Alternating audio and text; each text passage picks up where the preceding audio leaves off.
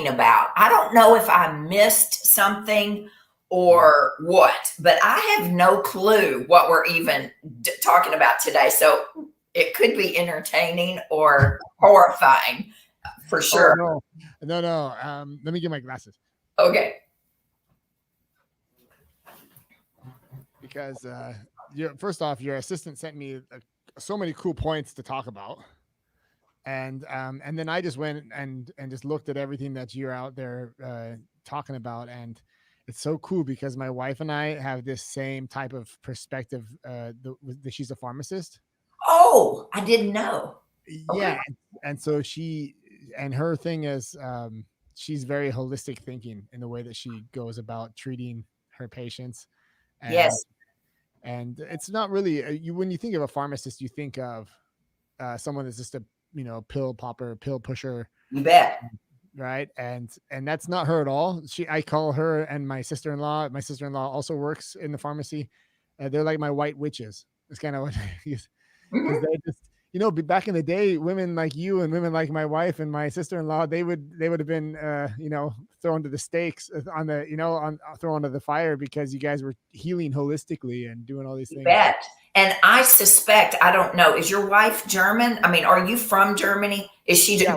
So did she get, because I'm a traditional allopathically trained family nurse practitioner. I had to step out of the boat 11 years ago and start practicing what I consider real medicine, gut healing from the inside out, root cause medicine. I wasn't taught any of this in school. I was not taught that your body's designed to heal itself. And if you weren't born with it, you can reverse it. You turn it on. I'm assuming she had a traditional, is she a compounding pharmacist? Does she compound things? Exactly. So she does. We have it's always funny because when I see it in English, I just have the German terms. What do you call receptura? What would you call that in English? Well, basically, no. Like they basically have we have two laboratories. We have one because we have like a clean room where we. Yes, that's compounding. Yeah, and then there they create. It's kind of a sucky thing, obviously, for people that have cancer. We create the therapy for the cancer patients here in the hospital here locally in Pasewalk. That's where we live. And I'm American. I met her in high school. So we got together like later on in life. And I ended up moving out to Germany about 13 years ago. And so now she and I have 3 kids, and she took over her father's pharmacy because in Germany, the pharmacies are they're sole proprietorships. They're like owned by the pharmacists themselves. So it's a little bit different of a structure than in the States. But in the end, it's cool because she can actually, she can design the company as much as the law allows, right? She can say to her customers, hey, you know what? You have a prescription, but let's work with some probiotics. You bet. I've got to come visit. I've never been to Germany, so I want to come see. I'm going to make it a business trip, and exactly. I'm going to come to Germany and visit this pharmacy as soon as we can get to Germany. I don't know if I can. If we're allowed in right now, but I would love to come. I've never been. So good for you all. Well, that explains you talking about vitamin C and bananas. I've been listening to your podcasts. So I've been thinking, I wonder what in the world he does, because yes, I knew you had that slant, that natural slant, and it's good for you and good for you raising these children this way. That's what I tell my patients every day is, you've got the opportunity right now to change the entire trajectory of the next generation of kids. By healing yourself, you're able to help heal these children and feed them food that is life-giving and doesn't take their life away. What's at the end of your fork is way more powerful than what's at the bottom of your pill bottle, hands down. I love the way that you say this too. Like I was watching that video on YouTube, your basically your trailer on YouTube, and it's just fantastically produced. It's such a high quality. And then I kind of wrote some things down. You said you have to eat real food. It's just like real basic. Just eat real food. Eat food that God made. That's like a way of saying. I've never heard it like put that way. Like God didn't make gluten-free cookies. So. No, he didn't. Right. And those gluten-free cookies are good for a gluten-free person. But if you look at the back of that package and it's got a list a mile long of ingredients, that's not one ingredient God made food. That's packaged, processed, bagged, canned, fake food. And if it was made in a plant by a man, guaranteed it's going to create inflammation. And inflammation is the root of 100% of all chronic disease. Hands down, all chronic lifestyle diseases, high blood pressure, high cholesterol, diabetes, heart disease, cancer. I mean, the list goes, lupus, autoimmune disease, irritable bowel. Inflammation is the root of every single bit of that. And I'm living proof. If you turn it on, you can turn it off in your body, or at least dial it back to where it's manageable and you're living the quality of life that you were designed to live.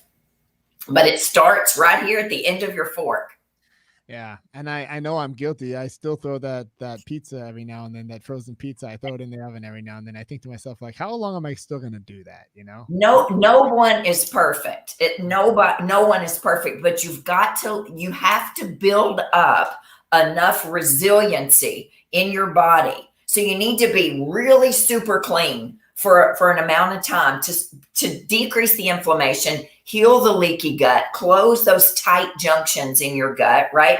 Decrease the inflammatory response so that when you do decide you want the gluten-free pizza or you want the cookies or you want the gluten-free cupcake, that your body doesn't respond to that with inflammation, joint pain, headaches. I mean, food creates hundreds of inflammatory responses in your body. If you have a headache right now, if you have joint pain right now, if your stomach is hurting right now, it could be something you ate, a minute ago, or it could be something you ate 3 days ago. Food sensitivities happen 3 hours to 3 days later. And many people don't realize that. And they don't, if I've got a migraine right now, it could have been something I ate when I got up this morning, but it also could have been Wednesday. So don't worry about it. But the key is to build resiliency. And that's in life in general. We need to be resilient people, but we're not. We live in a chronic state of inflammation. 100, even babies are born. Your wife knows this. Babies are born with a leaky gut now. Many of them are. We've got hundreds of chemicals in the umbilical cord that have been identified through the CDC. And, they're born already compromised. And that really hurts my heart. Yeah, right. Because they don't have a chance They don't have a chance. They don't stand a chance. This is the first generation of children. The first generation of children that are going to die before their parents. That's what the research shows. We have never buried our children before us. And shame on us. That is our fault. That is nobody's fault but us. It's not the government's fault. Well, if you think the government or the food industry has your health in mind, you are sadly mistaken, because the food industry is all about addiction. And I know I sound like a conspiracy theorist, but no. We are responsible for what we put into our children. And those kids were not born picky eaters. We created picky eaters by feeding them fat, salt, sugar, all the processed foods that their little tongues and their bodies crave. There's a reason, well, you're in Germany, but you're an American. So I always tell patients, there's a reason Cracker Barrel biscuits taste the same in Nashville, Tennessee, where I am, as they do San Diego, California. That biscuit was made in a chemistry lab. You're a chemistry experiment. Chick-fil-A, the same thing. Tastes the same all over the country or the world. McDonald's. Yeah. It's not one ingredient God-made food. So sorry, I got off on a tangent. I love it. No, I love it. This is great. This is exactly like, you make my job just easier, right? I just can sit here. I have a lot of words. That's why I wrote the book. I have a whole lot of words. I'm like, I got to get all this out. But yeah, I was so sick for so many years. And when I was able to turn my health around, and if we get a chance to tell that, I said, I'll never go back, and I will preach it from the mountaintops. Yeah. So let's go into that story. So, because it's a personal journey, and I love that. I love that that you can, because it's so authentic, right? Because you're speaking from your own experience, from taking yourself out of the gutter in so many different ways, and then being able to share it with people is so powerful. I think it's something that, uh I say it always on this podcast too. If one person hears this and it helps one person, then good for us, because that's something that, and it means that you have to be, in my opinion, you have to be honest and open about things that maybe not everyone most people don't want to share everything. But Mhm. I'm that type of person. I'm a kind of, and you are too. So let's take advantage of that, and let's please just give us your story. As much as you want to go back, you can start wherever you want. Well, the very beginning, basically, I grew up in a complete and total shithole of chaos in my house. That's a And quote. Quote. in fact, I saw a new patient one day last month, and she had heard my story. And I said, why are you here? She said, because you grew up in a shithole of chaos. That's what she said. She said, I listened to your story. So I did. I grew up in a shithole of total chaos. My grandfather had died by suicide. My mother attempted suicide multiple times. I had chronic irritable bowel syndrome. I didn't know it was diarrhea for years from all the stress. And I had my very first colonoscopy at age 20.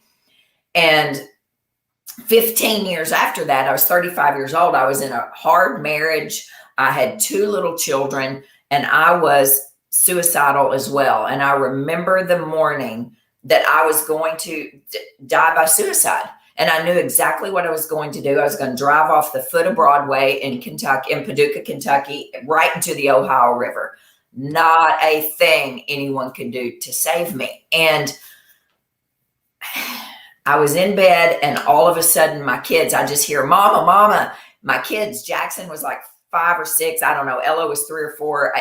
They came in the room, jumped on the bed. We're hungry. What's for breakfast? What's for breakfast? And I mean, literally the second I saw their eyes, I thought, I'm not leaving them with my husband, ex-husband now. And I got up. I fed my kids, and I got divorced. A year later, I'm a single mom. I'm on food stamps. I'm on a medical card. I was like, what the hell?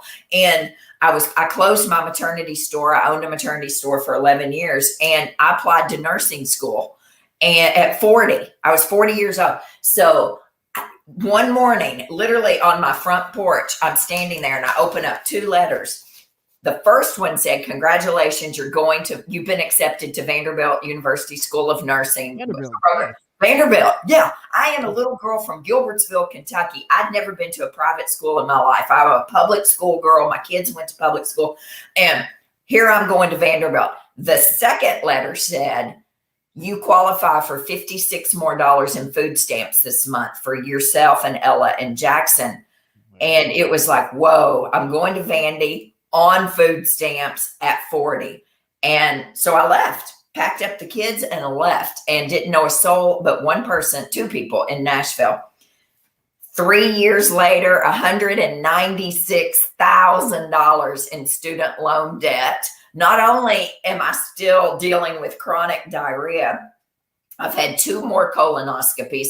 I'm diagnosed with lupus. I'm chronically itching, and I'm depressed. So I've seen multiple doctors.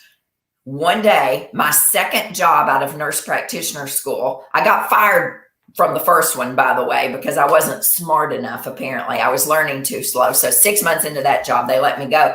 My second job, one day my doctor looked at me, I was working for, and he said, Dani, what are you eating? Don't you know your diet controls your symptoms? What? I said, what are you talking about? I eat anything I want. And I was. He said, do you take digestive enzymes and probiotics every day? And do you know your food sensitivities? It turned my entire world around that day. What year was this when he said that? This was 2014. No. That's a lie. 2010, because it's been 11 years. 2010. We found out my food sensitivities. That day turned the entire trajectory of my life around. And I healed. That's how I healed my body from the inside out by addressing the inflammatory process. And since that, the 11 years, fast forward 11 years, I've helped thousands of men and women regain their health by simply decreasing inflammation in their body. And now I have my own practice as of 7 years ago, yesterday, actually. Yes, I was the beginning of opening my practice. So it's an honor and a privilege to get to work with people that are ill, very sick, and have been told there's nothing we can do. This is not a Prozac deficiency. Now, there are people who need antidepressants. I am not against medications. I do prescribe medications, but most of the time, this is a gut problem.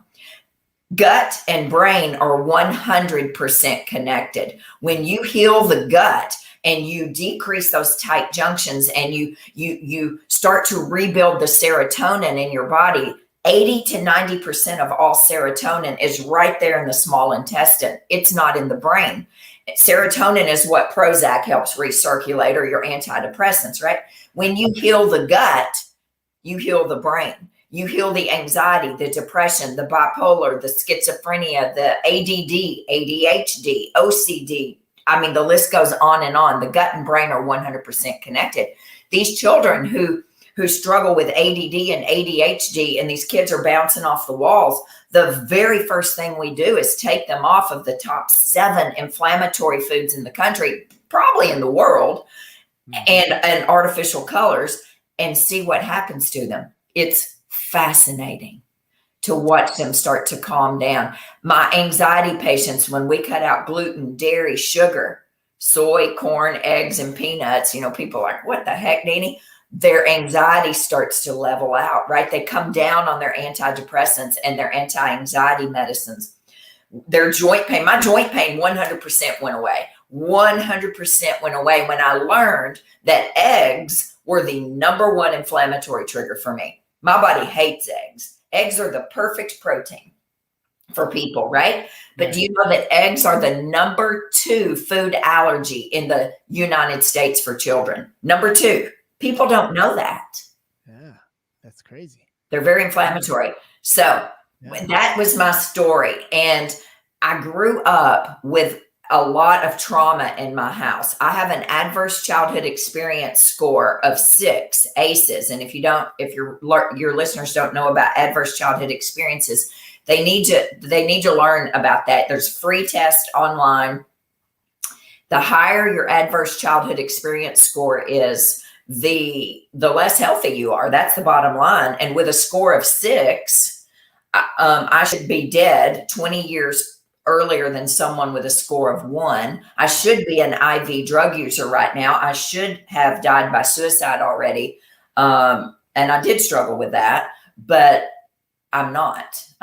And so when I learned about adverse childhood experiences, it turned my practice around again. I learned about, whoa, I am missing so much here, because this patient who is depressed or anxiety ridden or 200 pounds overweight or dealing with chronic autoimmune disease, what happened to them before the age of 18?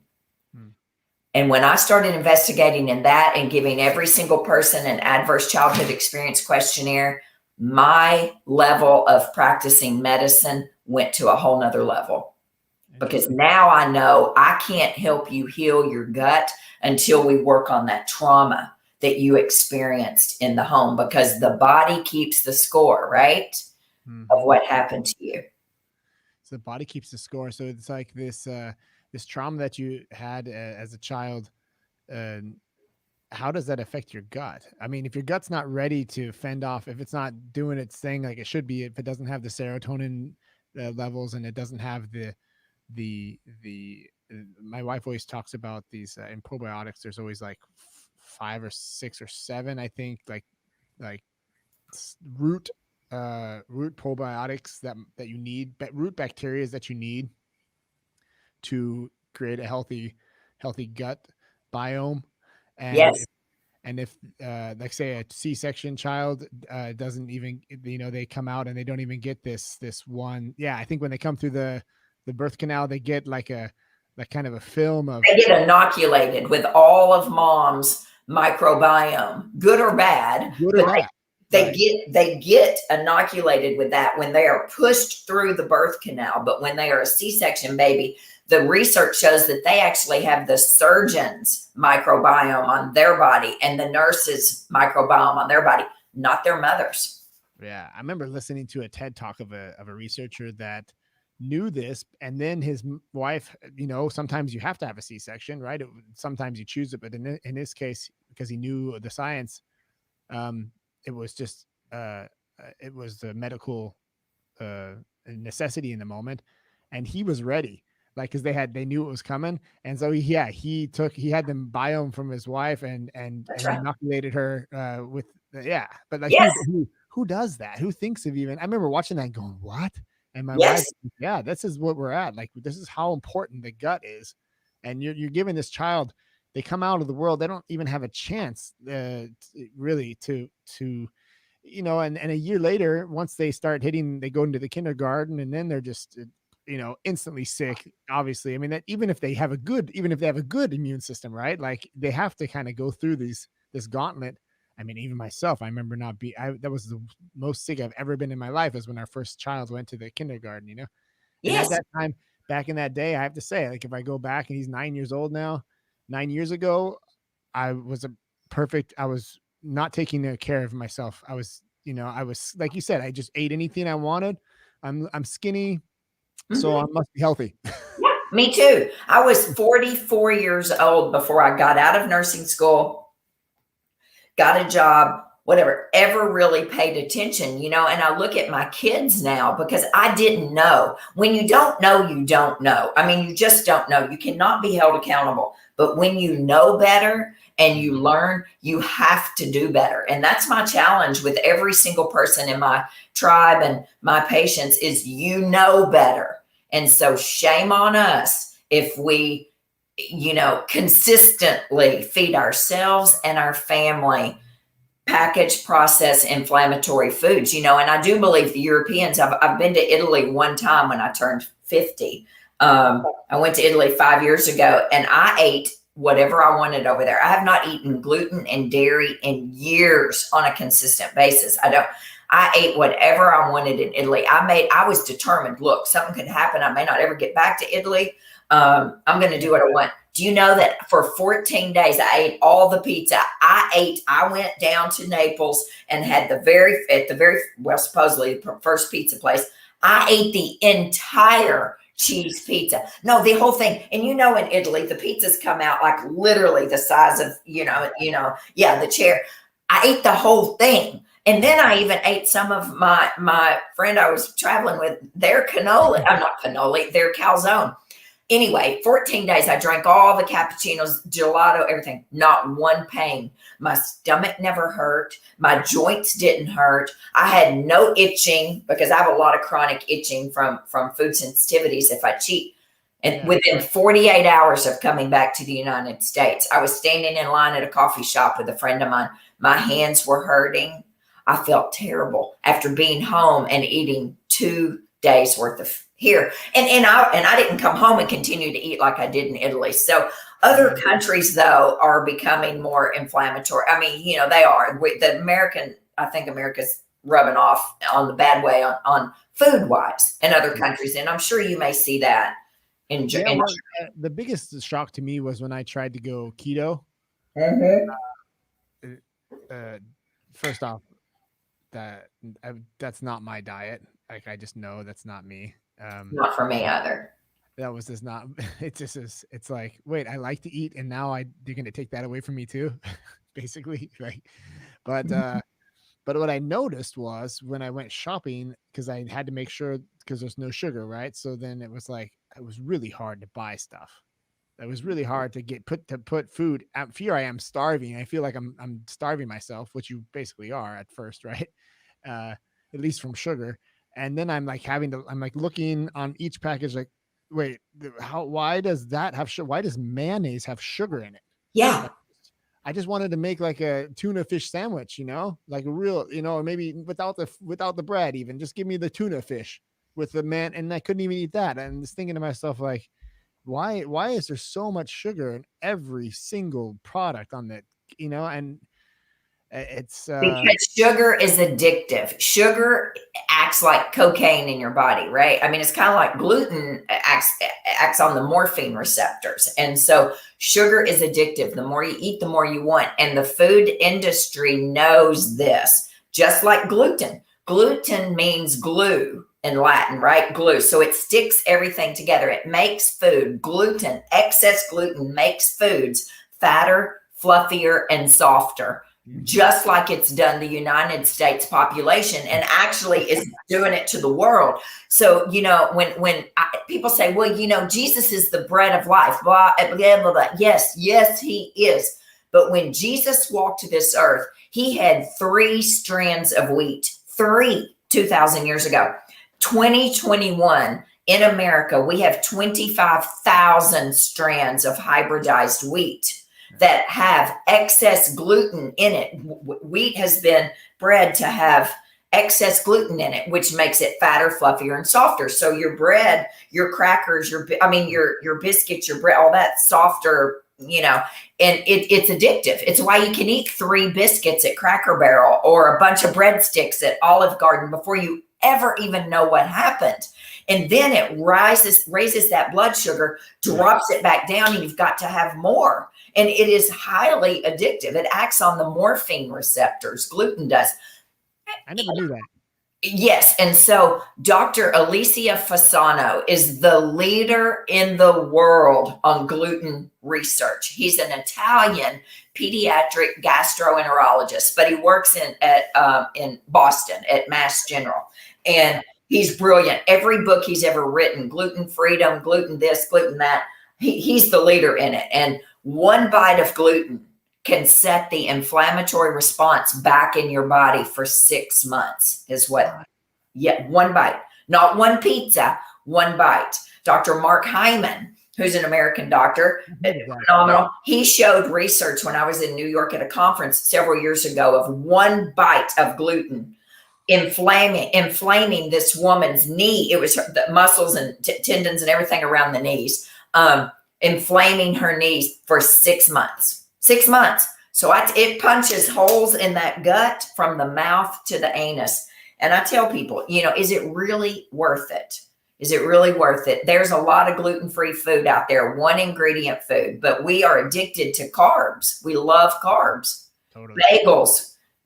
We eat dessert for breakfast. What the hell? I was raised eating waffles, pancakes, muffins, bagels, a Captain Crunch cereal for breakfast. And Captain Crunch is gluten-free, by the way, but it is not healthy. So you've got to pay attention to what's on that label. But why don't we eat dinner for breakfast? Eat your soup for breakfast. Eat your piece of steak or salmon for breakfast. That's what I tell patients. Plus, you're going to be more satisfied.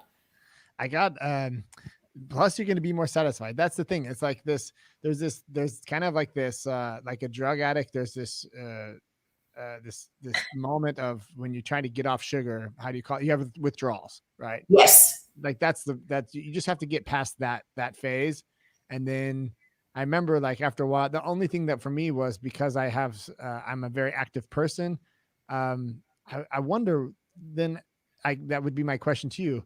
Because I was on this keto diet, I felt like, and you have to switch over to ketones and you start doing like you're running on fat instead of on insulin, right? Like yes. Like I'm not really sure of the process, but I'm pretty sure that fat becomes your main source of energy. Yes, it does. And so it's a little bit slower, right? So like if I need energy now, the system's like, well, I get it to you, but it's fat. So it's going to take us a little bit longer to kind of give you the energy. And so I would go to jujitsu, like a anabolic sport right above. And I felt like slow motion, and I was like, this is killing me here. I need a little bit of octane in my tank. So how do you go about that? Like what would be the way that I could maybe still cut out the sugars? I mean, I guess I'll let you talk. Yeah. Well, so I'm not a keto expert by any means. I'm not a paleo expert. I am a fan of a Mediterranean lifestyle. I mean, that's what I recommend people eat. I don't get into carnivore. I've had on my podcast, Sunday night service, I've had a big carnivore doctor on there. And I am a fan of one ingredient Mediterranean style food. The Mediterraneans are. So the Mediterranean diet is what literally the bulk of the world eats. It is also what the American Heart Association, the American Diabetic Association, all of your big, American health, or not health, well, the medical associations recommend a Mediterranean lifestyle. It's always number one. Well, what is that?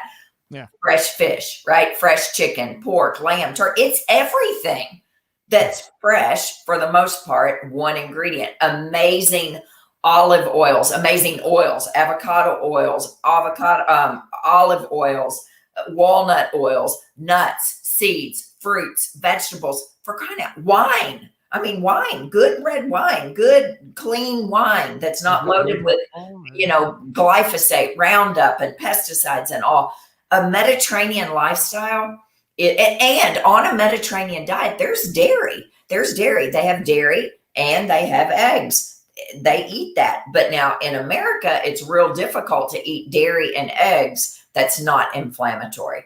So I tell people, you eat what you want as long as it's not on your food sensitivity list, because we do look at food sensitivities. And if you can't have food sensitivity testing done, then cut out the top 7 foods. Eat what you want, cut out the top 7 foods for 21 days minimum, and eat a clean one ingredient diet. Eat more fruits and vegetables and clean protein than you think you can stand. The bulk of your plate needs to be green, red, orange, yellow, purple, black, all the colors. Athletic greens and I'm good. Yeah. Oh yeah. Well, there you go. So that's another one. So we do, yes, you can, but no, you're not good. It's a great addition. There is nothing better than chomping down, chewing on amazing fruits and vegetables. People who bloat, gas, gurgle, have horrible gas, burp, fart, all the things, those people don't chew enough. They inhale their food. Our digestive enzymes start right in the mouth, in the salivary glands, the parotid glands, right? And then they move to the pancreas and the stomach. So you don't have to chew your power greens, right, that you're drinking, although some research shows you should chew your soup and your protein shake and all that. I'm a fan of eating real food, but no, my son drinks a protein power green shake. I threw my Mighty Maca power greens in this morning and drank it down in water. But as a rule, you want to eat one ingredient food, and you want to eat food with your family. Right. The research shows, we don't get around the table anymore. Now, I may be dead wrong on this because I didn't know we were going to talk about this. I think it's something like 40% of people eat out. 40% of the meals are eaten out every week. I may be butchering this royally, but there's a huge percentage of children who eat their meals in the car. Shame on you. Shame on us for taking those kids through McDonald's on the way to school to get them something that's going to start them off at school. That poor teacher, no wonder Bobby can't focus at school. He's getting sugar and all the things in that Egg McMuffin. If you don't think that Egg McMuffin, and I'm not, saying bad things about McDonald's, but same thing, Chick-fil-A. If you drive them through Chick-fil-A and think that's health food, you are sadly mistaken, because that is not healthy chicken. I can tell you that right there. But these kids eat their meals in the car. We can't do that. We have to slow down. That's one good thing. Well, there's been several good things about this pandemic, honestly, but slowing down, spending time at home, getting your kids in the kitchen to cook, that's a good thing. The kids want to learn how to cook, and we tend to push them away and say, just let me get this done. But they want to have some input in that. And we're doing a real disservice to our children if we don't teach them how to chop it, cook it, bag it, meal prep it, learn that there's way more than corn, green beans and potatoes out there. God made hundreds of fruits and vegetables, and we feed our kids about the same 5 meals their entire life. Yeah. Yeah. And I was listening to, I think, Michael Pollan talk about his own garden that he had, and how he grew up with his grandfather. He had a really bad relationship with his grandfather because he was just so heavy-handed. He was more like a Russian descendant, and he didn't like that Michael Pollan was a hippie, and they had this whole thing. But he said one thing that we always had together common growing up as a little, as a grandson, with him, was they had a little vegetable garden. Oh. And he would go out there and he would pick the carrots and he would be involved in the whole process, and then they'd bring it in and they'd cook the food together. And this is he's up in the yeah. See, is that it? Yeah. This is Food Rules. This is Michael Pollan's. I didn't mean to interrupt you. This is his little book, New York Times bestseller, Food Rules, an Eater's Manual. This is hands down everything I teach every day. A patient or somebody gave this to me. Eat foods made from ingredients that you can picture in their raw state or growing in nature. It's little blippets. Don't eat breakfast cereals that change the color of the milk. It's little common sense, practical medicine, which is what I practice every day. Little blurbs. Look at this. Avoid food products that contain more than 5 ingredients. Yes, and I would even challenge that and say 3 ingredients at the most. Don't eat anything your great grandmother would not recognize as food. This is a fabulous little book right here. And sorry, I didn't mean to interrupt you. Keep talking about it. That's great. No, it was a podcast. I think Tim Ferriss had interviewed him because he just brought out another book talking about this whole thing that went down in the 90s where he almost went to prison for an article that he was trying to write about opium. So because he's a psychedelic guy, he's a psychonaut and he does a lot of stuff. And back in the 90s, people were literally losing their livelihood if you just had a couple petals of a poppy plant. You could buy the poppy plants or the seed pods directly from the florist or whatever, bring them home and then dry them and then create your own opium tea or whatever, and he was telling that whole story. But throughout that story, he brought it back, I think, back to that book and through his childhood memories. And I just pictured that I was on a long drive on vacation. And so I had the podcast in my ear. And it was so cool because I could be in this. That's like the best time to listen to these. He's such a great author, and he's so eloquent, and the way that he delivers his ideas it was like I was just in his mind. I love that about a good author. You're just in this person's mind, and I could picture him out there in the garden. And then I thought about, oh gosh, why don't I do that myself? That's the whole idea, right? Like, what's holding me back from creating, and he's like, and get vegetables that kids like to pull out of the ground, get stuff, like do stuff that's fun. It doesn't have to be, he's like, it doesn't have to be things that are hard or tricky. Just get stuff that the kids want to like get dirty, roll up their pants and go into the garden and pick it out. And then, it's for them, it's playing. They're just playing. They get to be part of the whole thing. And then, like you said, you sit down together and enjoy this meal as a family. And that's something that I really, I noticed about you too, how much this community plays a role in everything you do. Community is huge. Yeah. Because the people that need healing, right. And then they're able to be part of a Facebook group or whatever it is, or part of a conversation like this on maybe like a conference call. And so they're able to network and kind of share stories, and it creates another level of healing. You bet it does. It's my 6th step to healing is cultivate community. And, that's on us to have community. And we have to cultivate it. Last Saturday night, I had my girls' night. I've done this twice a year. Last year got a little tricky. We did do it once, but there were 13 of us, and I set the tables up outside. I live in a tiny little house, like a 1,200 square foot, nothing fancy, outside. And we laughed. Everybody but 2 people showed up. 2 were out of town, so they couldn't be here. Everyone showed up. We had salads, we had wine. I made it real simple. I didn't go crazy this time. And it was all about community, just cultivating community. And I stood back. I have a beautiful picture on Instagram of actually, yeah, on Instagram. It's coming out next week, actually. Of the long picture, the dining room or the outside tables put together, and everyone was in their conversation and talking. And the last people left at 2:00 in the morning. What? I go to bed at 9:00. I set the party from 6 to 9. That's what I said, 6 to 9. Well, nobody left at 9:00. And that's community. And they laughed and they cried. We all did. And everyone wants to know, when are we doing it again? And I seem to be the one in my neighborhood and the one in my friend group who's the cultivator. And somebody has to be. And it's no big deal. And I used to get stressed about that. I have to do something real big. No, you don't. Just send out the invite and they will come. And people heal when they have community. And I talk about God a lot, and Jesus had great community. He had 12 people. He had 12 disciples around him. They were just like us. In fact, there were 12 or 13 of us there 13 or 14. I don't know, last week. On a very long table.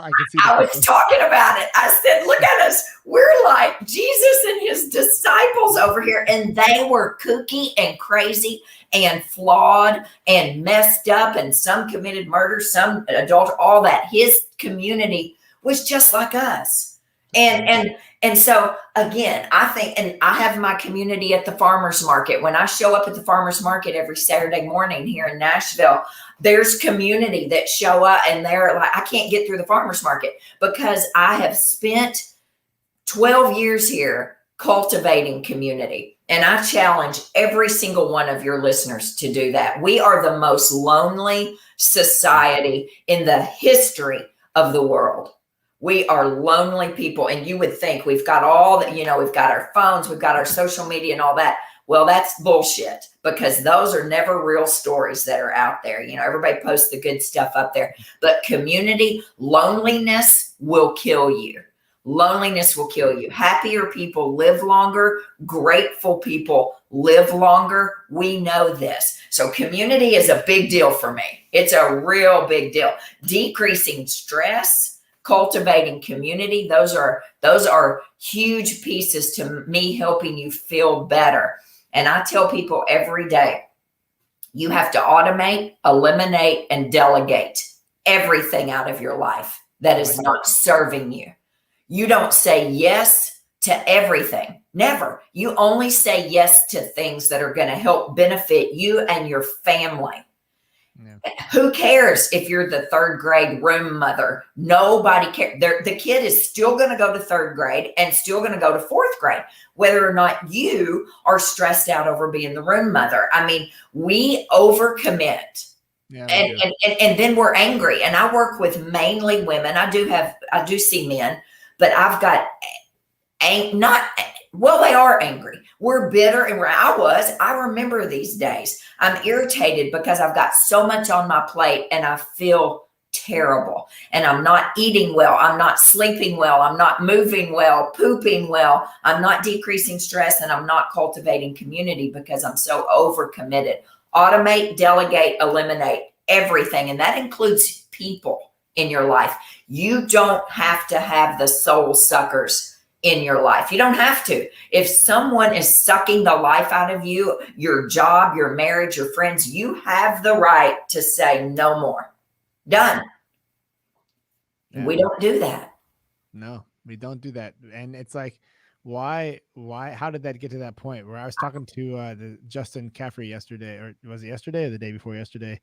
And he was telling this story about, he was also at this brink of suicide, and he's talked to so many of his patients about the fact that, like, what happened to taking care of yourself? Like, since when did that go on the wayside? And he even said he was like, yeah, I won't kill myself for whatever reason, but it wasn't because I wanted to live. It was more because of someone else, And he's like, that's so weird that, like, you get to that point where you're not willing to take care of yourself anymore. And that's something that just goes so fast on the wayside. And it seems, it's weird too. I was telling the same thing. I was like, because I put out like an hour and a half a day if I'm good, if I'm like on my game. I'll get up at like 4:30 in the morning and have like an hour and a half for myself before my son gets up to go to school, like at 6 o'clock or whatever. And if I'm doing that, then I'm in a good place. But I remember when I first started too, and I had to like cut this time out, especially, because I have to go to bed at like 8 o'clock at night. Right. So my wife's like, cool. Well, I guess we just won't see each other during the week anymore, because that's her time that was our time to kind of sit on the couch or fold laundry together. How romantic is that? But like, or she folds laundry and I sit there and watch TV. If I'm really being honest, she watches this every now and then, so I can't really feel about that one. But the thing is, like, I felt bad about that, right? About taking that time for myself. And there's a certain level. It's nothing against my wife or about anybody in my life that maybe hears this about me, but they want to give you guilt about that. Kind of, oh, well, Remington, aren't you just the luckiest guy in the world? You get to spend 2 hours every day for yourself and go in the sauna and do all these things. And there's a certain level of pressure, external pressure. And if you don't know how good this is for you, or if you're just trying to get it started, that might be enough to say, well, then I just won't let it. Like there's enough, you know what I mean? There's enough conflict of interest. And there's so many people don't think like that. And if you're the only one, and then you just maybe it's enough pressure to be like, well, then I shouldn't do it because it's not really, it doesn't fit. It won't, now I like, there's nothing that can take it away from me now because I got to that point, thank God. But had I not somehow had enough, mental power to push through and push against my wife and be like, well, this is something that's really important for me. And she kind of is like, oh, cool. Who doesn't want to have 2 hours for themselves every day? Like, lucky, good for you, Yeah, but let me tell you something. You are the exception, not the rule. You're getting up at 4:30. The bulk of the world is not going to make that commitment to get up at 4:30. They would rather sleep until 6 or 6:30 or whatever, and then rush like crazy through the day. Your morning routine sets you up for the entire day. I tend to get out in the morning. I get up at 4:50, so you beat me. I get up at 4:50, but I go the majority of the time. I get outside barefoot and I put my feet to the earth and my face to the sun. I'm a huge believer in earthing and grounding and getting your feet on the earth in the morning and seeing that sun come up as your eyes start to adjust, the cones and rods too. The sunlight and the colors of the sunlight begin to set you up for a good evening. And I try to do it in the evening as well. I don't always get to do that, but I am a big believer in earthing, grounding. Cats and dogs don't have a lot of anxiety because guess what? They don't wear shoes. Their feet are on the earth nonstop, feeling all those negative ions from the earth. Well, so we could go down that. But I never heard that before. I'm going to try that. Oh, we could talk all about that one. That forest bathing and earthing is a big thing for me. Animals are not anxious as a rule unless they have anxious owners because they don't wear shoes. Their feet are on the earth. But you are setting up a life, Remington, that you don't have to escape from. Kudos to you. So all this self-care that everybody talks about, oh, I need to go get a manicure and a pedicure. Why don't we create a world and a life for us that we don't need to escape and have self-care from, that we actually care for self during our 24-hour day? I don't know where, like you said, I don't know where we went sideways. I don't know where it happened. I think that there's lots of reasons. A lot of it is this computer I'm in front of, this phone, the TV, all of those things have distracted us. And they take up hours upon hours upon hours of our time when we could be taking care of ourselves. But you create a life that you don't have to escape from. And when you take that time for yourself, Remington, good news for you. You are a better husband. You are a better father. You are a better podcast host, a better friend, son, the entire thing. You are a better human when you're caring for yourself. And I'm proud of you. And don't you ever let anybody give you any bullshit over that one. I have zero tolerance for some. whoever's giving you hell over that is somebody who is not taking care of themselves, and they are jealous and they wish that they too had their time carved out, because they are overcommitted, overconnected.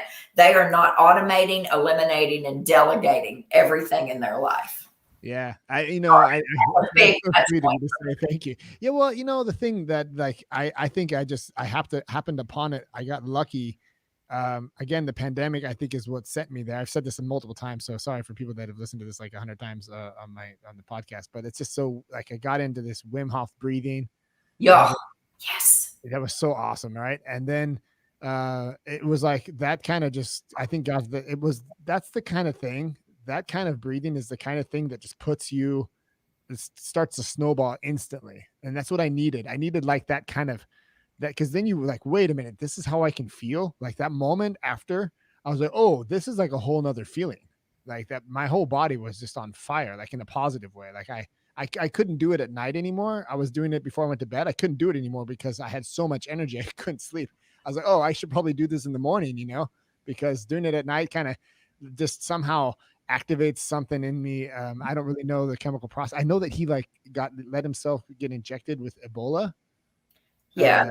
I can't remember the whole story, but yes. He went in, yeah, like it was something, I watched something, there was like Gwyneth Paltrow's show, Goop or whatever she calls it on Netflix. They kind of told the story.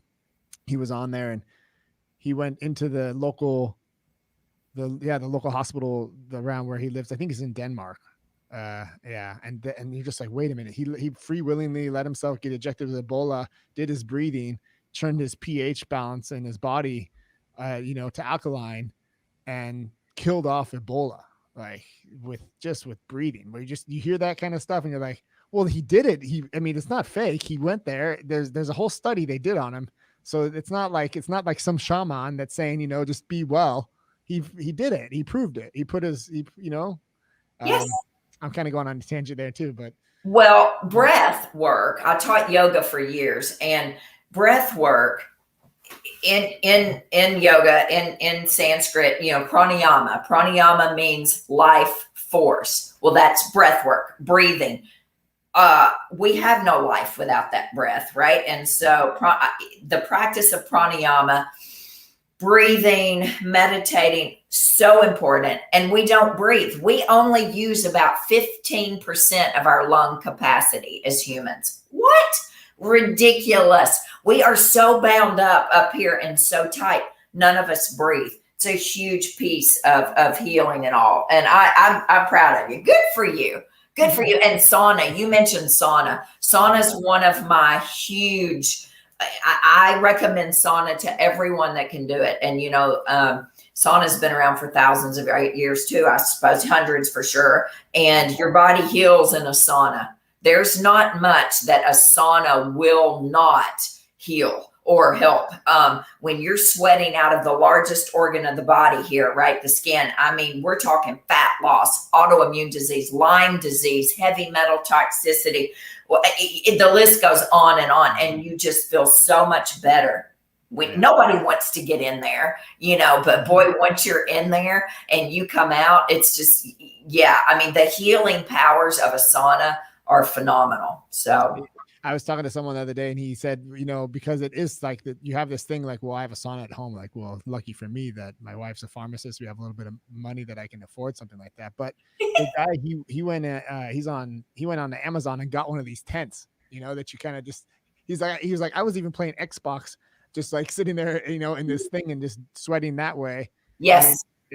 And he would afterwards, he would jump in the shower, take a cold shower, to do the whole thing. And it's actually not as restrictive as you think it is. And the benefits there too. Gosh, it's cold shower.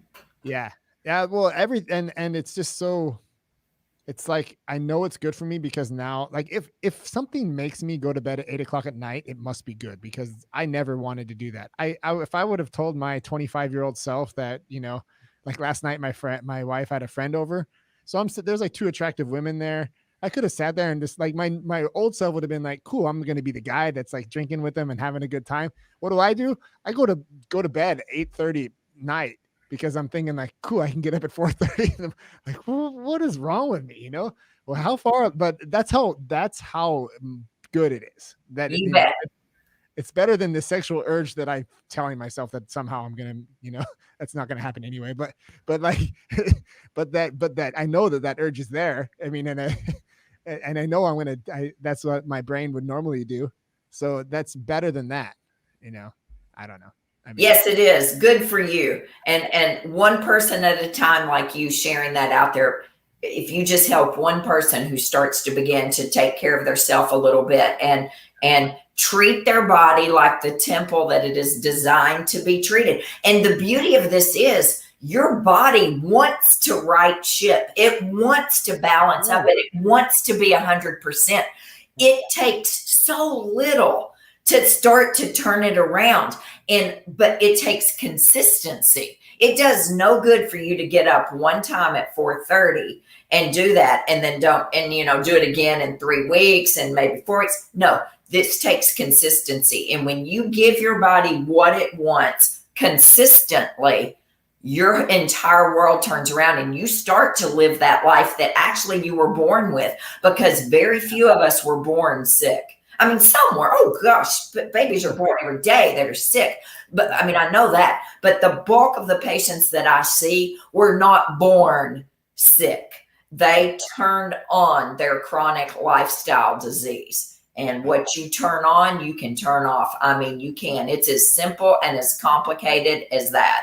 And it starts with your diet, for sure. It starts there. You can take all the power greens you want. And all the vitamin C you want, but if you don't change what's at the end of the fork, we're never going to get to where we need to be. It's common sense, and that's how I've based my entire practice off of common sense, practical medicine. It's common sense. If we can go into that a little bit, like, because we've been doing like pretty free flow here, but I had actually made some notes that I wanted to like a little bit of structure I wanted to say to you, like, because we have like. You talked about the top 7, and that's what I wanted to list off. The top 7 inflammatory foods. Did you peanuts? You said gluten, one? Well, yes. So gluten, dairy, soy, corn, sugar, eggs, and peanuts. Those are the top 7 inflammatory foods in the country. Those are the foods that I cut patients off of immediately. The very first. That's like step 1. Boom. Yes, step 1. Step 1 is an elimination diet. That's what I do. Peanuts, yes. Peanuts are a legume, right? So they have got a lot of mold in them, aflatoxin. So the safest peanut out there, I don't have a peanut sensitivity, so I can eat an organic Valencia peanut. They have less mold in them than any other peanuts. Trader Joe's has that. Costco has a Valencia peanut. You get it on Thrive Market, whatever. Peanut butter. I don't eat peanuts, and corn. Corn is a big genetically modified food. It's very difficult to find. It's not impossible, but heirloom organic corn. So it's very inflammatory, and corn's in everything. Corn syrup, corn sugar. I mean, the whole thing. Corn tortillas, corn chips. It's in everything. But gluten, dairy, sugar, the 3 white devils. Hands down. Yeah. The 3 white devils. I'll be right there. Gluten, dairy, sugar in everything processed. And when I say dairy, I mean yogurt, sour cream, ice cream, cottage cheese, butter, cheese, which is nothing but cow snot. Dairy is just thick, gunky cow mucus, cow snot. And you think that you've got lung issues or asthma issues or sinuses or skin issues, cut dairy out. You'll breathe better. Your skin will look better. Your acne will go down. For sure, during this pandemic, we don't want any dairy in our diet. I mean, because think of this. This is a lung virus, right? To where your lungs fill up. You don't want anything in there that's going to gunk up the bronchial tubes. And I mean, dairy it's terrible. And it's harder than gluten for people to cut out, in my opinion, because people love cheese for the most part. Yeah. Every time I walk by the cheese counter at Whole Foods or Sprouts or Publix, I'm like, cow snot, cow snot, cow snot. And I just want to go up and say, you do know that's just cow mucus, right, lady? You're going to be gunked up, constipated, and all the things tomorrow. You're not going to feel good, but I don't say it. I'm good. I did my blood work, and there was something that I was low on, and I'm trying to think of what it was. And then it turned out to be like I should eat more cheese. Because it's in cheese, whatever but I forgot what it was that I'm sure you can supplement something else, or you can find another way to get the missing micronutrient that I had there. I want to say phosphate, but I don't know what it was. I have to look at my blood work again, but yeah, I have a feeling that I'm going to come back to you maybe like in 6 months and we'll have like another conversation. It's so much fun with you. I love when I'm doing a podcast and I look at the time and I'm like, whoa, it's been an hour already. So that's oh my gosh, it has been an hour. I didn't even notice. So what we'll do is I will send you the book that's coming out in November. I will send you I'm good. I don't know how much time you have. I can still go another half hour or so. Oh, I've got plenty of time. I don't have another. Yeah, that wasn't me trying to say goodbye. I was just trying to say, like, I'm complimenting you, like how much fun it is to just to chat with you about, especially like you have such a deep interest in it. We have that in common, this interest for taking care of ourselves. And I see it in my wife. I see how she's in the pharmacy. This is like my contribution in that sense to trying to share your message. And now I'm coming back to something that I wanted to ask you about these. I think you had 6 steps, right? Yes. So I remember it said focus on the gut first. So is that step 1? Step 1, eat well. Eat well. Your 6 steps. Like I come into your office, I got my issues or whatever. You maybe can already tell by the way I come in. You're like, oh wow, he's limping. He's got bad skin. So let's, but yeah, how would you go about? First thing I do is ask why you're here, but then we're going to get in the 6 steps. So I want to know all about the diet. What are you eating? When are you eating? Are you drinking enough water? Are you drinking a lot of alcohol? Because alcohol, you will not do the 2nd step well at all, which is sleep well if you're drinking a lot of alcohol. So we go through the entire thing on the diet. Were you raised eating clean food? Are you eating 1 ingredient food, et cetera, et cetera? Diet. Eat well. Sleep well, number 2. Your body heals when you sleep, period. If you are not sleeping at night, you are creating systemic inflammation. You're exhausted, you're gaining weight, you're fat around the middle, you're foggy headed. You cannot go without sleeping. And I cannot tell you how many millions upon millions of people do not sleep at night. Now, you do not have to sleep all the way through the night. Daggone it. I was going to pull this out for you. Oh, I do have it. I have been guilty in the past of telling my patients they needed to sleep 8 hours because that's what I was taught. Right. Well, you do know that we're wrong on that, right? You don't have to sleep through the night. And I did not know this until I was researching this right here. Do you know that in times past, entire households once retired a couple of hours after dusk, woke a few hours later for 1 or 2 hours, and then they had their 2nd sleep until dawn. This is in the book. I put this in the book because I didn't know. References to 1st and 2nd sleep started to disappear during the 17th century. They were almost entirely gone by the 19th century. We started getting more automated and things started. What's most fascinating about this is the increased appearance of insomnia in the medical literature started in the late 19th century. And it just so happens to coincide when our split sleep disappeared. What people would do is they would go to sleep in the day. They would wake up a few hours later. They would stoke the fire or whatever, cook the beans, stir the beans, have sex. That's a big piece of my steps to healing, right? They would sew a little bit, read the Bible, etc., and then go back to sleep. And then they would wake up at dawn. What? So my patients and me too, we feel like we're failures when we wake up in the middle of the night because some people do, right? Oh, my liver's congested. I mean, I hear that all the time. I got to detox my liver. My liver's congested. I'm waking up between 2 and 4, and that's what the internet says. Yeah, maybe your liver is congested, but maybe you just, if you need to get up, drink some hot tea, whatever, and go back to sleep. The key is, how do you feel when you wake up in the morning? Do you feel rested? Do you feel refreshed? Do you feel like you've had a night's sleep? Now, if you don't, we'll work on all of that. But I apologize to every single person that I have told in the past, oh my Lord, we got to get you sleeping all night. No wonder you don't feel good. That's BS. That's interesting. You can't have your phone in your bed. You can't have your computer in the bed. The bed is for sleep and sex only, gentlemen. Get out of it. If you're not doing one or the other, get out. Your room needs to be clean. It doesn't need to be cluttered. You need to sleep in a room that's cold or cool, or no electric bed. If you're sleeping on top of electricity, like a sleep number bed, well, you're not going to sleep well. Most likely you've got electrical currents, electromagnetic fields boring all through you. People don't realize what's buzzing around in your room is keeping your brain awake at night. So clean the bedroom up, right? Sleep and sex only. Don't stress yourself out. Have a great nighttime routine. You can't just finish Harry Carey, boom, and go to bed. Yeah. Our bodies don't do that. And especially the older we get. I'm 55 now. I've gone through menopause, all that. It's a little different. I have a routine, right? And then I go to sleep, and I sleep great at night. Eat well, sleep well, move well.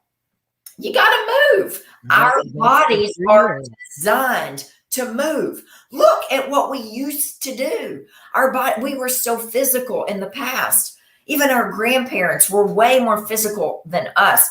We don't move our bodies. I have a good friend who's a chiropractor, Dr. Myers. He says, when you stop moving, you stop moving. It's as simple as that. Yeah. You lock up, you don't poop for sure, which is the next step if you don't move your body. So you got to exercise. I don't care what you do. I don't care if you hula hoop. I don't care if you do drumming. I don't care if you're a runner, a roller skater. I don't care. Something that's going to give you joy. I don't like to exercise naturally, so I have to do something that gives me joy. And I love to go hiking. I love to kayak. I love to hike.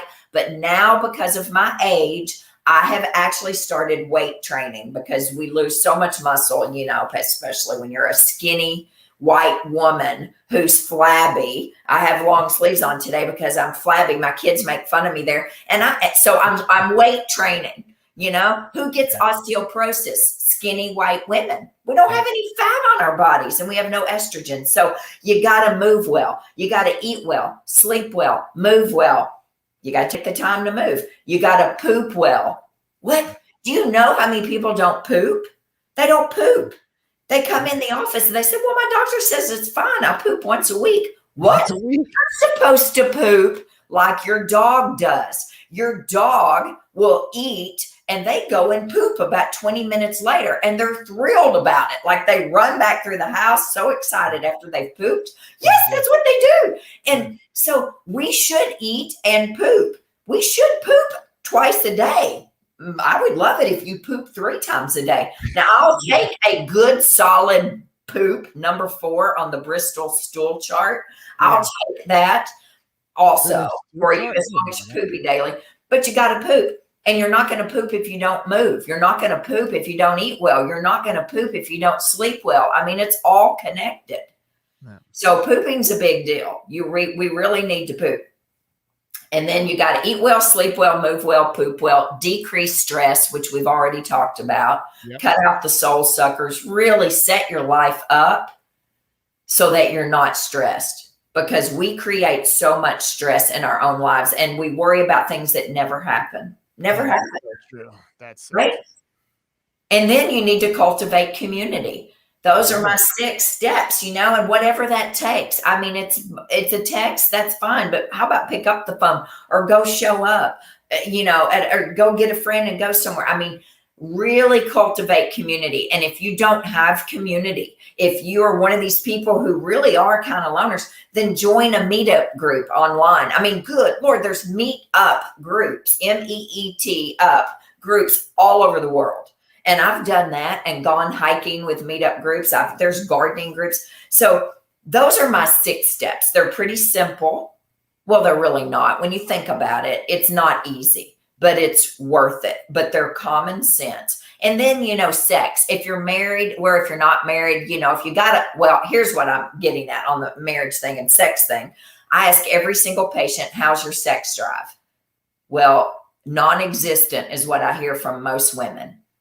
Well, that's bad too, right? And then I ask them, and that's not a part of my 6 steps, but it is huge. Libido is, because sex is healing. Sex decreases inflammation.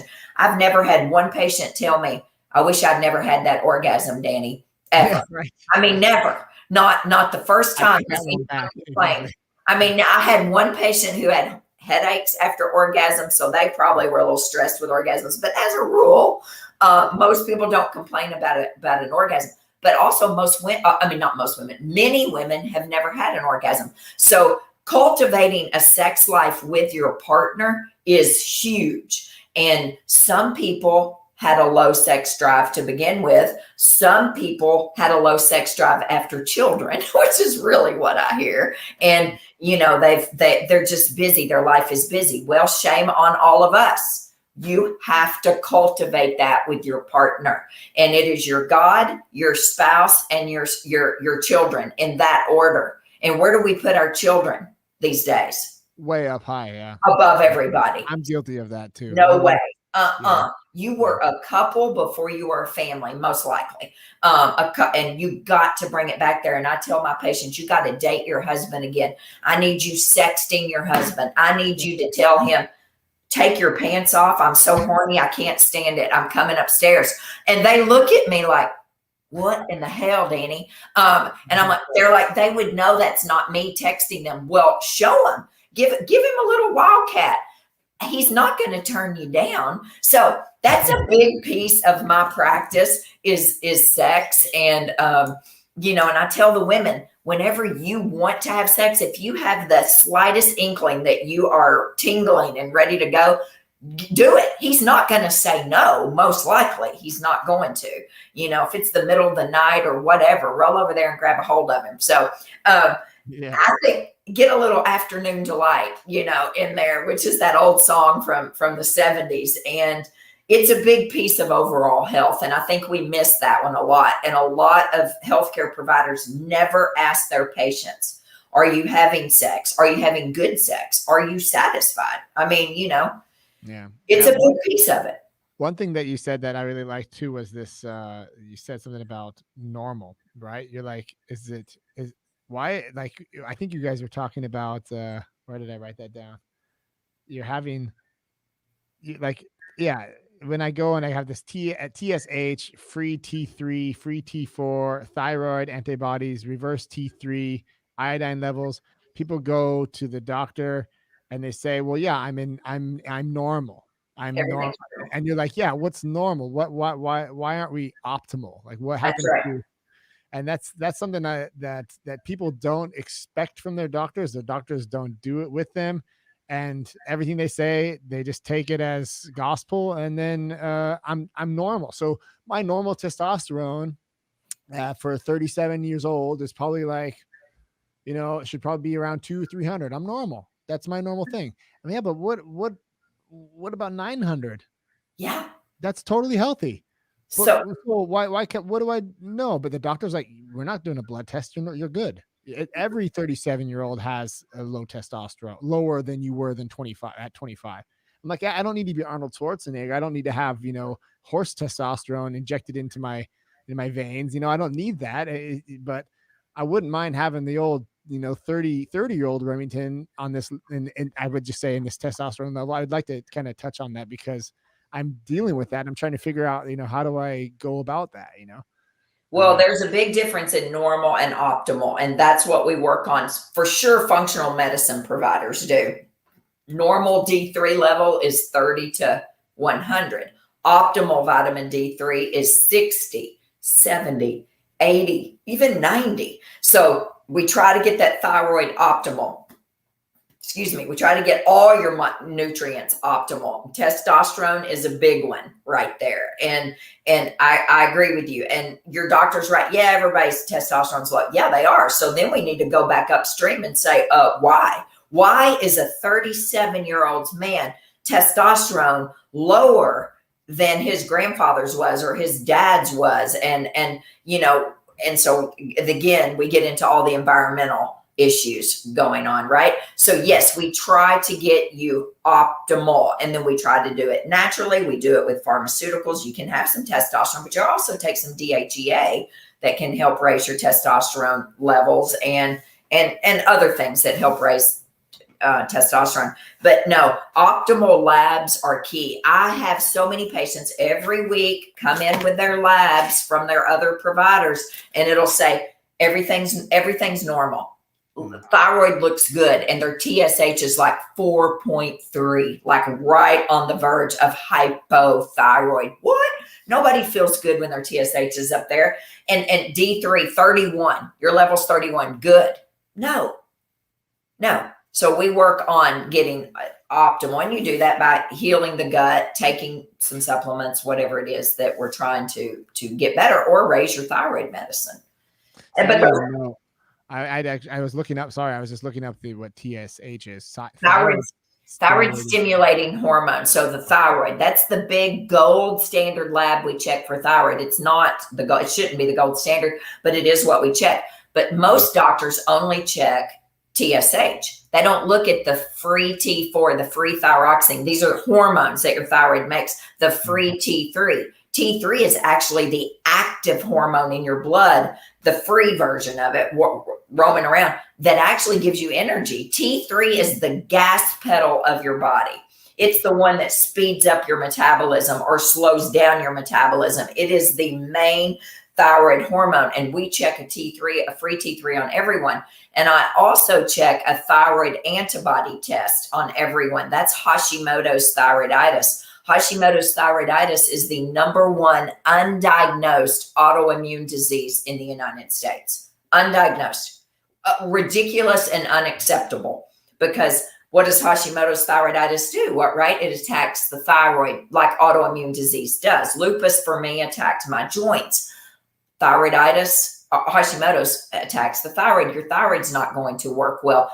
Many people go decades without ever having their diagnosis of Hashimoto's thyroiditis because the doctors don't check the thyroid antibodies. We rule it in or rule it out on the very first visit. That's crazy.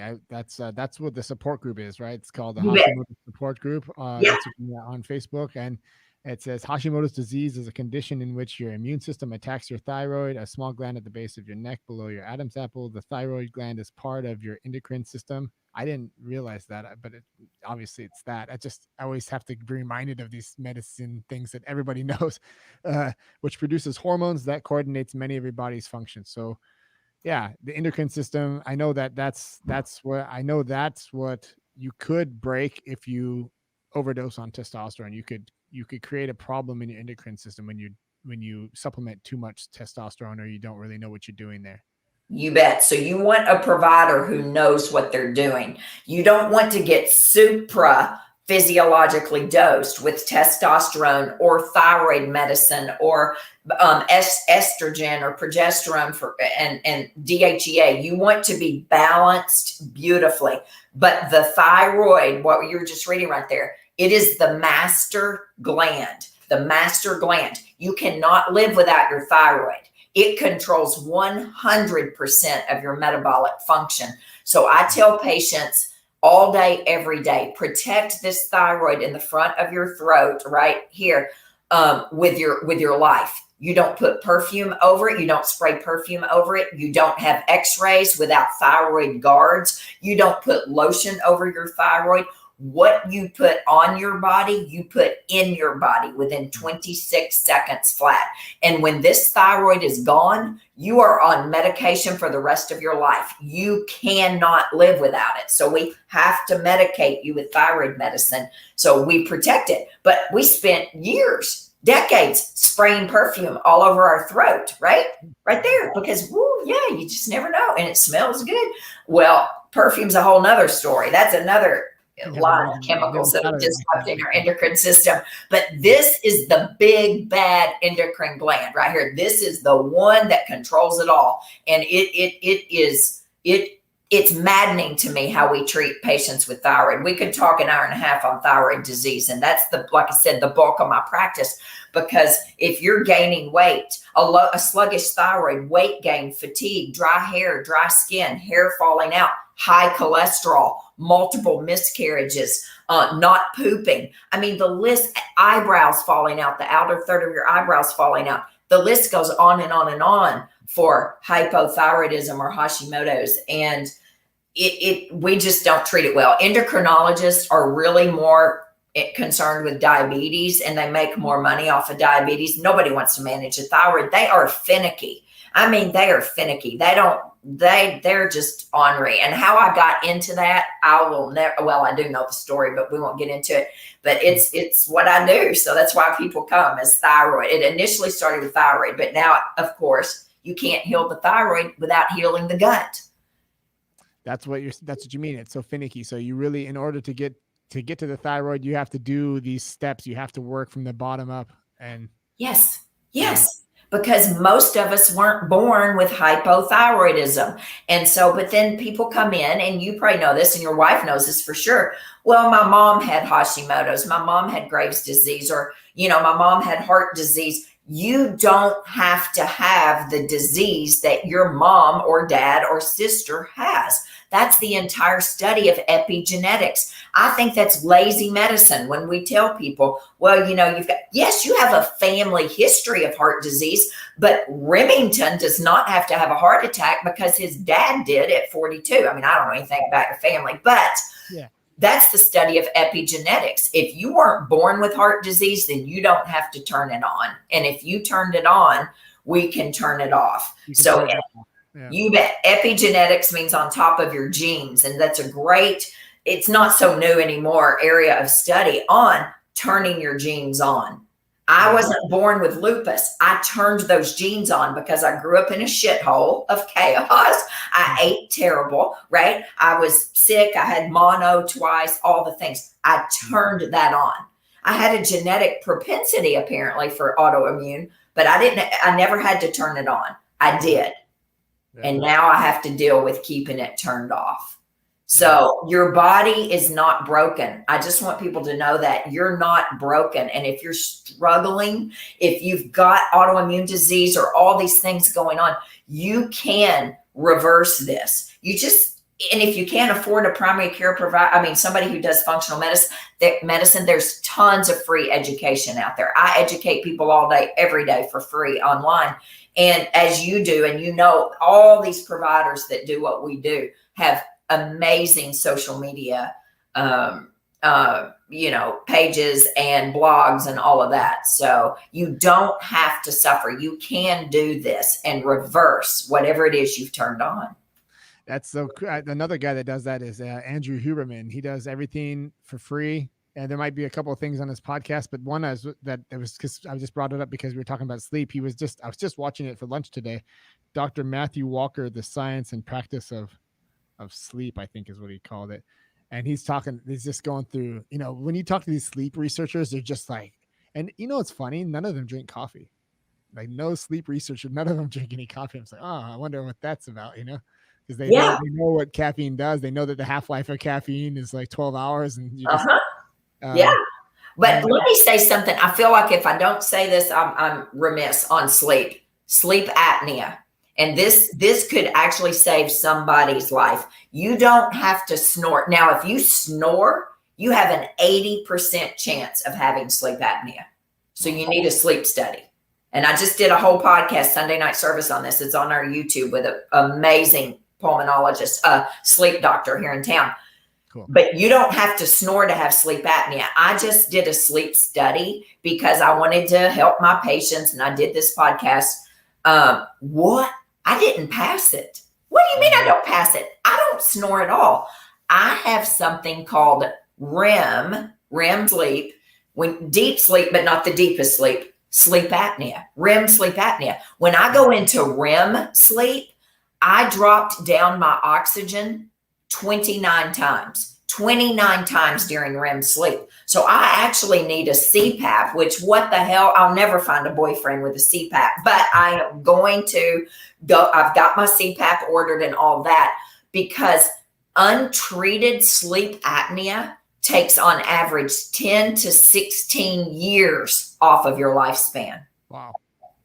People who think they may sleep and wake up exhausted in the morning, we always need to. And again, this is something I was not taught in school. I was never taught to ask my patients, do you snore? Right. Well, do you snore is not the only thing, right? So who has sleep apnea? A lot of older people, but young people as well. Women who go through menopause, because your hormones keep your vessels and your veins and all of those things pliable, right? And not floppy and all that. So as we go through menopause, things get slack and lax and drop down like your skin. It's fascinating. So that's huge on sleep, is sleep apnea, untreated sleep apnea, untreated sleep apnea. There was something that he was talking about, when this paradox of REM sleep is that you basically, there's a signal sent down to the neurons in your spinal cord that basically paralyze you so that you don't kill yourself, because so you can actually dream actively, right? So because you dream of you running and you're doing all these things in your sleep, you're flying off a cliff, and if you live in a 3-story apartment and you jump off and jump out the window, it's not so good for the genes. So there's like but it's so interesting, the way that he was talking about this REM sleep and how important this phase of your sleep is. And so then to hear that you say that you have REM sleep apnea. So in that moment, or is that what you called it? I'm sorry. Yes, that's what I called it. I never heard of it. I never heard of it either. So it's like this phase for you. But he said it was really interesting that when they're monitoring the brain, like if he's behind a black door and he's monitoring the brain, if the brain looks like the brain looks like it's awake during this phase, during the REM phase. So it's just so interesting to think that like the brain looks exactly like it looks like right now, when you're awake and you're doing your thing, as when you're in REM sleep. So I wonder what that means when you don't have that. What part of that, like maybe it's something that's like, I wonder how negative that actually is for you. Did the doctor kind of have what did he say? Like, he said you're borderline, Dani, you're real borderline. So I said, well, give me the CPAP, because I encourage my patients to do this. And if I'm going to do this, I better walk the walk. And I learned that a decade ago, right? So you better walk the walk. You can't be caught out. I can't be caught out at Papa John's eating a Papa John's pizza if I'm asking people, don't eat gluten and dairy. Okay. So I'm going to do it. I'm going to do it. And I will report back to you and see. Oh my gosh. I can't imagine. Of course, I sleep. I don't have anybody in my bed with me, so it'll be totally fine. But, and you don't reverse it. The only way to fix it is to wear your sleep apnea. your CPAP. So, but I encourage anyone who snores, if you're sleeping in another room because your wife or your husband snore, or your partner snore, you need to get them a sleep study. Hands down, I'm not going to wear CPAP. Well, okay, fine. But you need to see what's going on. You can't, when you can't breathe, it takes nearly, a decade and a half off your life. Yeah. What? Yeah, that's not good. No, it's not good, on top of all the other things that are shortening our lifespan, our adverse childhood experiences, our leaky gut. But again, you can't do it all. You just have to do the best you can. It's overwhelming when somebody tells you got to eat well, sleep well, move well, poop well, decrease stress, have community. Oh Lord, now I have to have sex with my partner, all the things. You can't do it all. Brown bag. And do it amazing, but you got to start doing something, right? Just start somewhere. And I guarantee you in 6 months, you'll look back and you'll be like, whoa, I'm not where I need to be. I've spent 5 decades screwing all this up. I'm not where I need to be. 6 months isn't going to fix it 100%, but I'm way better than I was. And once you start feeling better, your joints don't hurt, your head doesn't hurt, you're sleeping better, you're pooping better, you're not bloated like 8 months pregnant, you don't want to turn back. That's the beauty of the body. The body just wants to do it, and you don't want to cheat. So just be consistent for a while, and then boom, you're on to living the life. And I'm not ever going back to where I was. Yeah, and just your energy level just kind of speaks for itself in that sense, because you're living this life, and that's always the thing. It's like how good you feel.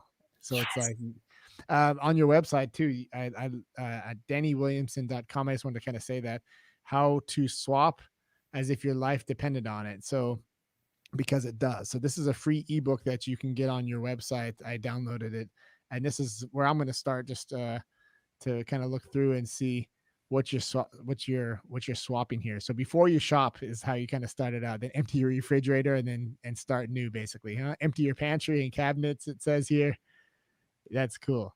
I'm gonna try this out, just kind of see if I can make it through, because food is such an emotional thing too, right? Like I remember back in the day when I'd make a pizza and I'd sit in front of the couch and sit there and watch Netflix with pizza, and the next thing was probably going to be Ben and Jerry's.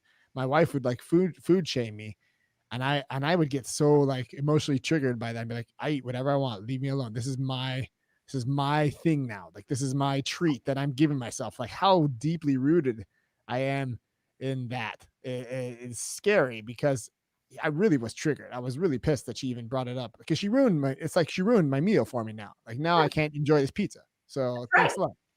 We are so emotionally connected to food. It's not even funny. And then again, you mentioned something that's a terrible thing for us: eating in front of Netflix or the TV. The studies show you eat, I can't remember, it's something like 1/3 more calories. Maybe it's 2/3 more calories. I don't remember it, but I've forgotten it. But you eat way more food when you are mindlessly eating in front of the TV or the computer or the phone. Again, even if and it's just me at home, 90% of the time, I'm not perfect. Sometimes I sit in front of the TV. I try to sit at the table, and I share that a lot on Instagram, my picture of me setting up my plate and all of that at the table, and eat, and enjoy it. And even if you do live alone, make it nice, because you deserve that. You deserve to be 100%. You deserve to be treated well and to eat well and to not always eat off of a paper plate and plastic and blah, blah, Eat, set your table. They do that well in other countries. We don't in America. Yeah, that's something that I definitely noticed when I went back home, and it's like paper plates and plastic forks at a hotel. And my father-in-law went with me. We went on a motorcycle trip or something, and I remember him being like, he's like, whoa, I guess they're kind of, I wonder if the hotel's doing all right. I'm like, no, this is normal. This is like a thing. This is like, yes, with the pancakes and the syrup and the plastic forks and the paper plates. It's dessert for breakfast. It's crazy. Dessert for breakfast. Yep. And that sets us up for failure all day long. So yeah. Well, Dani, this is cool. I really had, like I said before, it was really fun just to go on these tangents with you. Well, I hope I didn't derail you. I just got started because we got started. So I apologize if I. Okay. No. This is how I love these just free flowing, normal conversations like this. And because you're just so into it, I love to just hear you flow. And anybody listening, I think that's kind of a way. It's nice to listen to, because you can just kind of follow with you on your journey. And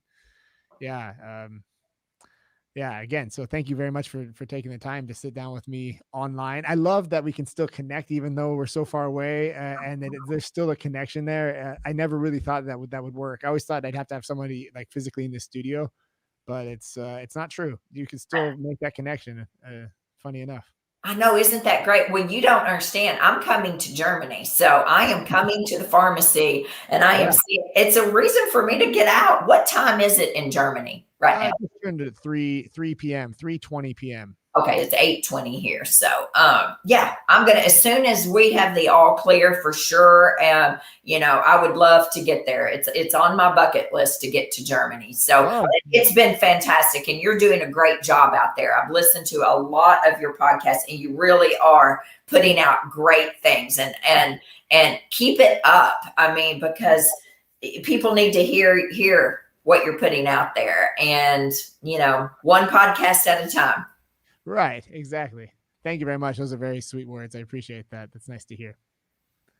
Thank you, Dani. We'll stay in contact. You definitely can come out. The doors are open for you here. I say that to my family too, and I say that to anybody that feels like they want to come out. And Pasewalk, where we live, is a little bit out in the middle of nowhere, but Berlin is close and the Baltic Sea is close. So there's some cool things up here where we're at. So wow. Yeah, you don't understand. I like to eat well, travel well, love well. I got 2 out of the 3 down pat. Well, I had it down pat until, COVID happened over here, but I was eating well and traveling well like crazy. So, I will be out there. So I appreciate you so much and what you're doing. And I thank you for letting me be on your podcast. I appreciate it.